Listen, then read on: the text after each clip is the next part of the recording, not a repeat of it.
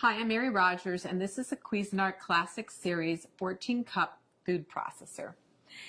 It's a very generous size, so you'll have plenty of room to be doing all your family entertaining, but it's still a nice small footprint, so you can use it for every day too. So you'll notice it's got a nice square base, and it has what we call paddles to operate. So here, this one, you press it down, it's on. This one is off. And if you press and hold this one down intermittently, it would be for pulsing.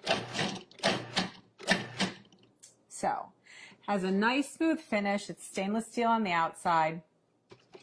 Has a lid that you remove by twisting and just pulling it off. It's really simple and easy to operate. This is your feed tube. And there's also a smaller feed tube inside, which I'm going to show you how to use a little bit later. And you can actually drop things in through the feed tube like garlic. We're going to do garlic and jalapeno. And you can actually have the machine running. And it's a very efficient way to chop up garlic and some other items. The other thing is that it's great if you want to add liquid very slowly. The small feed tube has a small hole in it, so if you want to make vinaigrette, you can just pour the oil directly into the small feed tube. Or if you're going to make mayonnaise where you want to slowly incorporate any kind of oil, it'll just drip through the feed tube directly into your bowl in a very consistent way so that you get a great finished mayonnaise or a vinaigrette. So let's look at some of the other items that come with your food processor. In the bowl already is your chopping blade. And we call this the S blade because it's shaped like a little bit like an S. And this is used for everything from chopping herbs and onions to pureeing, mixing, and also kneading doughs. And then the next thing is your stem. And the stem is attached to the bottom of your discs by lining up this arrow here with this one here. It's a little hard to see. And you just press this down and turn to lock it into place. And then what you would do is you hold your disc by the edges, and there's also a little icon up here. It's the same shape as the stem on the bottom, and if you line those two up, you can just slip it in really easily. So that's the shredding disc, and it's medium. We always recommend that you lay the disc down and then put on the stem accordingly. And to do any type of slicing and shredding, you would use the medium slicing disc, not shredding, slicing. And you do the same thing. You line the little arrows up. You press and turn to lock it into place. Always hold it by the edges. And once again, if you line the stem up, I'm not doing it very good, but this is the way it goes. You just slide it right into the work bowl. And then what you would do is you put your lid back on and you would slice and shred. So you could either use the pulse function to slice, or what you can do is you can turn it on. But as soon as you remove the feed tube, it'll stop. So that you would then add more ingredients, and we can do batch processing. So you would add, let's say, potatoes, slice, and then continue on. And then we're going to turn it off. So what we're going to do today, that's all of the parts that come with your food processor. And also you get a little spatula we help you with. What we're going to do now is we're going to put in the chopping blade. I'm going to show you how to make a guacamole very quickly and easily. So just put that in.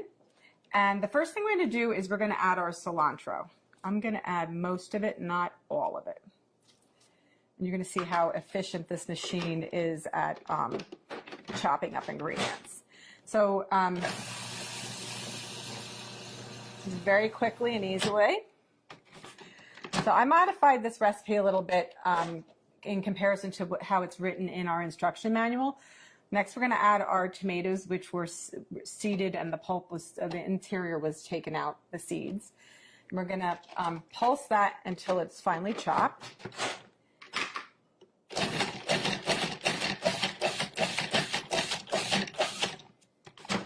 When you first start using a food processor, it's a good idea to actually use the pulse function because of the fact that you just want to get used to using it. You also want to get used to the consistency, and it gives you much greater control.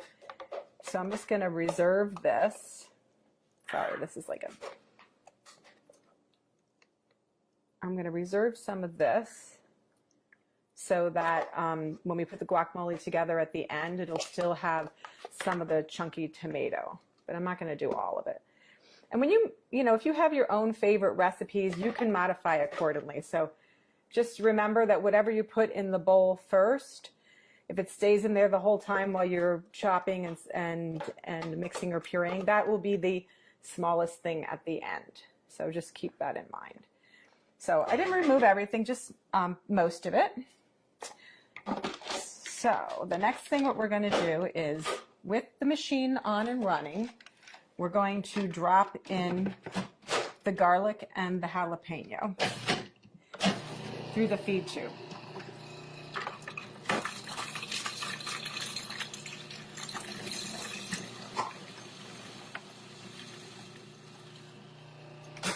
We're going to stop and just scrape down the bowl. And then we're going to move on and add our onions, our green onion. Whoops, sorry. So we have to add the green onion. Again, we're going to chop that until it's fine. And then we're going to add the majority of the rest of our ingredients. The first being our fresh avocados. So just do that by adding that like so. And the last of the ingredients, so of course lime juice. This helps keep your guacamole also very fresh looking and gives it lots of extra flavor. This is the salt, cumin, and then the last ingredient is the chili powder. Give it a little zip. So now what we're going to do is we're going to put the lid back on, and then we're going to pulse until it's really creamy.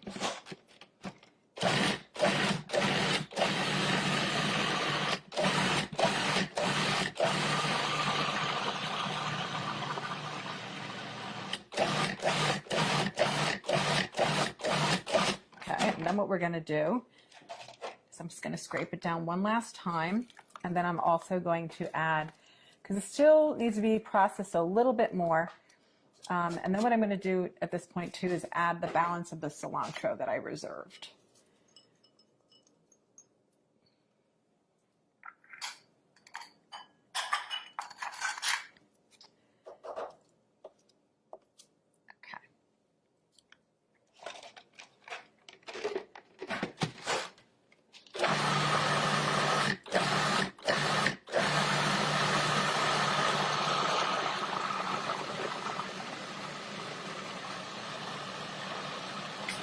Okay, that looks like it's mixed really well because it's very creamy. I'll show you. It's nice and very, very creamy looking.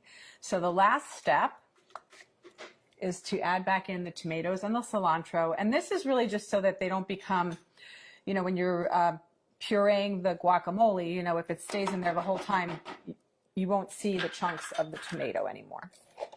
Let's just add that back in, and we're going to pulse until it's incorporated.